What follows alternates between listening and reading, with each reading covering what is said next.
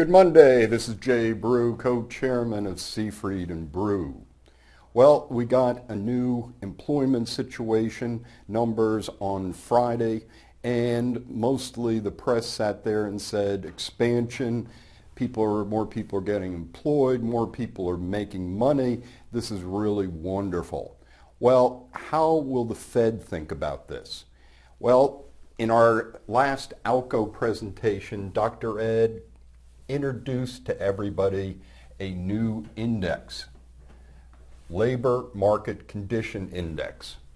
And if you remember from past webcasts, we talked about things like the participation rate, people working part-time, looking at the overall cost of an employee. And the Fed even went further. With this new index, they incorporated so many different labor statistics, which amount to over 50 in here, that they're looking at this in terms of a very broad view. Now, once again, they include things like the unemployment rate, the labor force participation rate, part-time, for economic reasons, but as you can see, these are just a couple of different factors that are looked at on that overall index. So the question is, when we look at the index here and they went back in time, for instance, and looked at it during recessions in terms of expansions, and it correlates well in here.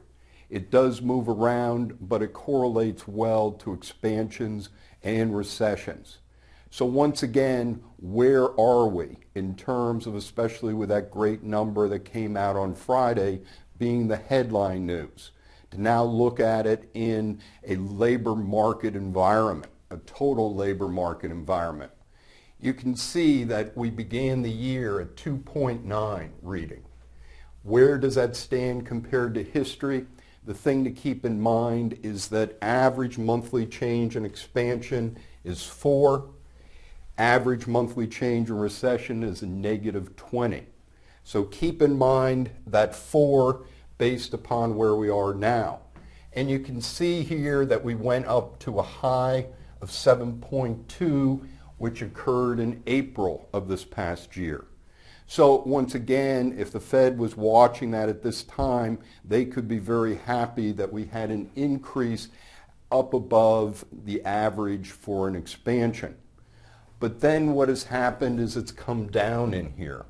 So that we look at last month, for instance, was at 3.9, which wasn't bad.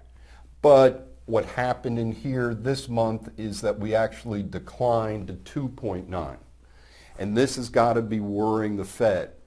With what we've talked about with commodity prices decreasing, people in Europe talking about disinflation, that those two sides, once again, will keep the Fed in check based upon inflation and the overall employment situation. Once again, you want to watch this on a monthly basis like we do the other employment numbers to sit there and say, is our employment expanding, staying still, contracting? This is Jay Brew, co-chairman of Seafried and Brew. Have a great week.